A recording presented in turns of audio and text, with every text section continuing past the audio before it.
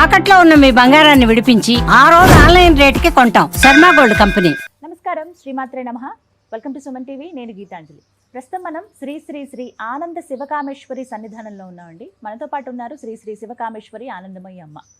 ధనత్రయోదశి ఈ రోజున విశేషంగా ఎటువంటి పూజా కార్యక్రమాలు చేయాలి, పూజా విధానాన్ని తెలుసుకుందాం. అలాగే మనందరికీ తెలుసు, ఈ రోజున కొంతమంది బంగారం కొంటున్నారండి, కొనాలా అనే ఒక సందేహం ఒకటి అడిగారు. అసలు ఇవాళ కొనాలా వద్దా, ఖచ్చితమా అది?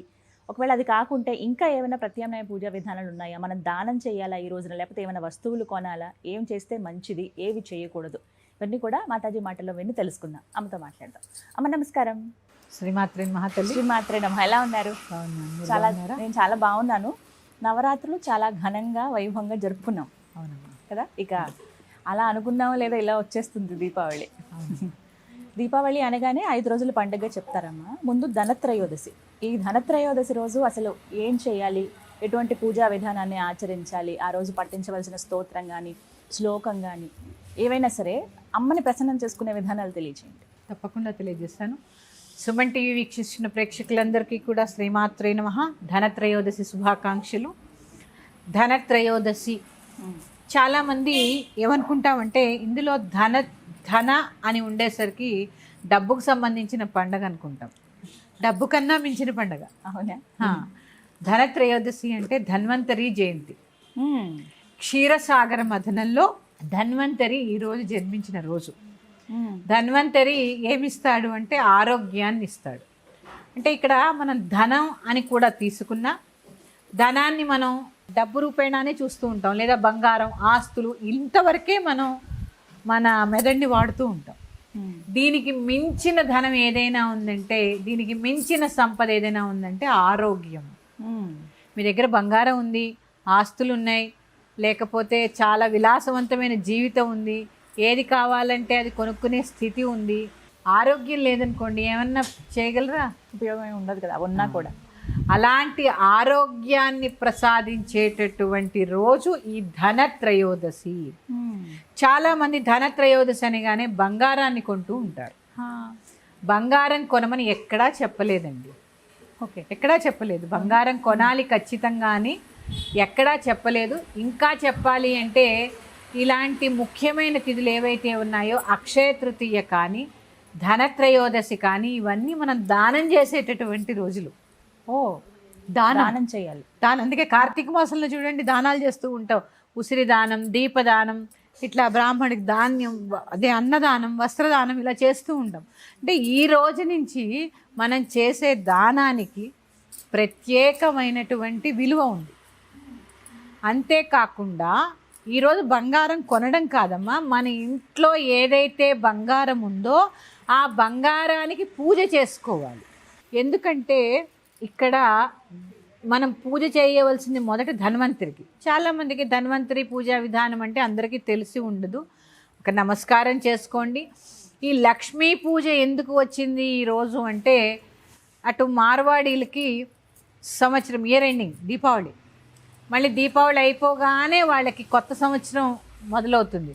వారంతా కూడా వ్యాపారాల్లో ఉంటారు కాబట్టి ఈ సంవత్సరం దీపావళికి లెక్కలన్నీ చూసుకుని అన్నిటికీ పూజ చేస్తూ ఉంటారు వాళ్ళు.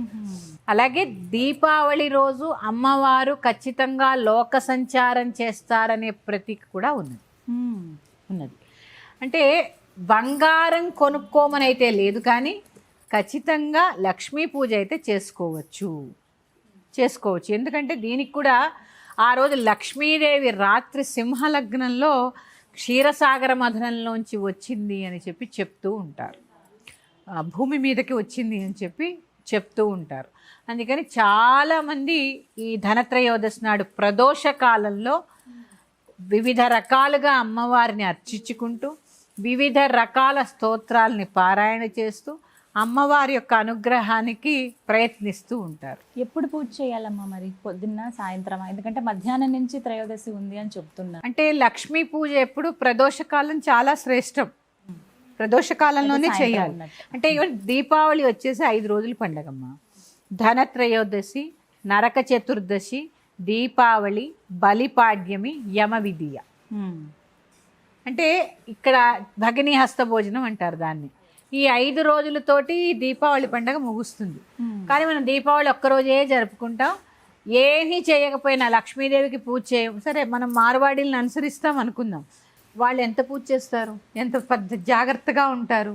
మనం ఇవన్నీ పాటించం, కానీ బంగారం మాత్రం కొంటాం. బంగారం కొనాలని ఎక్కడా లేదండి. స్త్రీలు కూడా అంత ప్రాముఖ్యతనిచ్చి ఇవాళే కొనాలి అని అంటే ఇప్పుడు కొనగలిగే పరిస్థితి కూడా ఏం లేదు. కానీ బంగారం అందరూ కొనే పరిస్థితి ఏం లేదు. కానీ కొనగలిగే వారు కూడా అంత ఈ రోజే వెళ్ళిపోయి కొనవలసినంత పని అయితే ఖచ్చితంగా లేదు.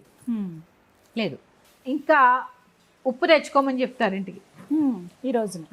అంటే ఇక్కడ ఏంటంటే అమ్మా, ఏదైనా కొత్త వస్తువు కొంటే మనకు ఆనందం కదా. అవును, అందులో బంగారం కూడా అనుకోండి. కొత్త వస్తువు కంటే ఆనందం. ఉప్పు కొనుక్కుంటూ ఉంటారు ఈరోజు ధనత్రయోదశి నాడు. లక్ష్మీప్రదం, సముద్రం నుంచి సముద్ర ఉప్పు, కళ్ళుప్పు. ఉప్పు కూడా లక్ష్మీ నివాస స్థానం కాబట్టి ఉప్పు కొంటూ ఉంటారు. ఉప్పు కూడా కొనుక్కోవచ్చు అని చెప్తూ ఉంటారు. కానీ ప్రత్యేకంగా ఈ ధన్వంతరి జయంతి రోజున అందరూ కూడా ఆరోగ్యం గురించి ప్రార్థన చేయండి. ఎందుకంటే చెప్పాను కదా, అన్నీ ఉన్నా కూడా ఆరోగ్యం లేకపోతే ఏది అనుభవించలేము. ఆనందం ముందు ఆరోగ్యంలోనే ఉంటుంది, తర్వాతే మిగిలిన వాటిల్లో ఉంటుంది కదా. అందుకని ఈరోజు ధన్వంతరి జయంతి సందర్భంగా చక్కగా మంచి ఆయుష్ని, మంచి ఆరోగ్యాన్ని కావాలని చెప్పి ధన్వంతరిని అడగండి. అలాగే ప్రదోషకాలంలో లక్ష్మీ పూజ, లక్ష్మీదేవికి షోడశ ఉపచార పూజ చేసుకోవడం చాలా చాలా చాలా పెట్టుకుని చేసుకోవచ్చమ్మా. చేసుకోవచ్చు. అంటే ఈరోజు మొదలు పెడతారు. ఈరోజు లక్ష్మీ పూజ, నరక చతుర్దశి నాడు ఒకటి, అమావాస్య రోజు మళ్ళీ లక్ష్మీ పూజ చేస్తారు. అమావాస్య రోజు విధి విధానాలు వేరే ఉంటాయి. ఈ రోజు మాత్రం ప్రదోష కాలంలో చక్కగా అందరూ పూజ చేసుకోవచ్చు. ఓం మహాలక్ష్మీ నమః అనే మంత్రంతో షోడశోపచారాలు చేసుకోవచ్చు, లేదా శ్రీ సూక్తంతో చేసుకోవచ్చు. ఇలా వారి వారి సమయాన్ని బట్టి, వారి వారి వీలుని బట్టి తప్పకుండా పూజ చేసుకోవచ్చు. అలాగే ఇంటి బయట గుమ్మానికి 2 వైపులా 2 దీపాలు వెలిగించాలి. ధనత్రయోదశి నాడే బయట 2 దీపాలు వెలిగించి దానికి చాలామంది అక్కడ బియ్యము నువ్వులు వేస్తూ ఉంటారు. అలా వేస్తూ ఉంటారు. అలాగే లక్ష్మీప్రదం కాబట్టి లక్ష్మీ గవ్వలు పెడుతూ ఉంటారు, గోమతి చక్రాలు పెడుతూ ఉంటారు ఆ దీపాన్ని దగ్గర. అందుకని చక్కగా బయట 2 దీపాలు పెట్టుకోండి, లక్ష్మీ పూజ చేసుకోండి చాలు. అంతే తప్ప బంగారం కొనాలి అని చెప్పే ఎక్కడా మనకి రాయబడలేదు. ఇంకా తెలుసా అమ్మా, ప్రతి యుగానికి ఒక లోహం ఉంటుంది. ఈ కలియుగ లోహం బంగారం. అందుకే అంత ఆకర్షితులం అవుతూ ఉంటాం అనమాట. కలిమాయ. నేను బంగారం కొనుక్కున్నామంటే కలిని కొనుక్కున్నట్టే ఆ రోజు. అందుకని కలిమాయలో పడకుండా, బంగారం కొనకుండా మీ దగ్గర ఉన్న బంగారాన్ని చక్కగా పెట్టుకొని పూజ చేసుకొని, ఇలాగే ఇంటి బయట 2 దీపాలు వెలిగించి చక్కగా ఏ క్షీరాన్నం వండి అమ్మవారికి నివేదన చేయండి. మళ్ళీ చెప్తున్నా, ఎట్టి పరిస్థితుల్లో బంగారం కొనవలసినటువంటి పని లేదు, ఎక్కడా లేదు. ఈ మధ్యనే వచ్చింది తప్ప పూర్వం రోజుల్లో ఎవ్వరూ బంగారం కొనుక్కోలేదమ్మా. చక్కగా ఈ వేళ నుంచి మొదలుపెట్టి దీపాలే ప్రత్యేకత కదా దీపావళికి. ఈ దీపాలు ఈ ధనత్రయోదశి నుంచే మొదలు పెట్టేవారు. ఈరోజు లక్ష్మీదేవి పూజ చేసుకుంటూ ఒక చిన్న స్తోత్రం చెప్తాను నేను. లక్ష్మీనారాయణ అష్టకం. నేను చెప్పాను కదా, నేను ఇదివరకు కూడా చెప్పాను. లక్ష్మీదేవి తన భర్తని ఎవరైతే కొలుస్తూ ఉంటారో వారి ఇంట నేను ఉంటాను సదా అని చెప్పింది. అలాగే వారిద్దరూ ఉన్నటువంటి లక్ష్మీనారాయణ అష్టకం చాలా బాగుంటుంది, చాలా సులువుగా చదవడానికి వీలుగా ఉంటుంది. ఒకసారి నేను చదివి వినిపించే ప్రయత్నం చేస్తాను, మీరు కూడా అందరూ చదువుకోండి. మేమందరం కూడా పారాయణ చేస్తాం. అమ్మ భక్తులు కూడా ఉన్నారు ఇప్పుడు సన్నిధానంలో.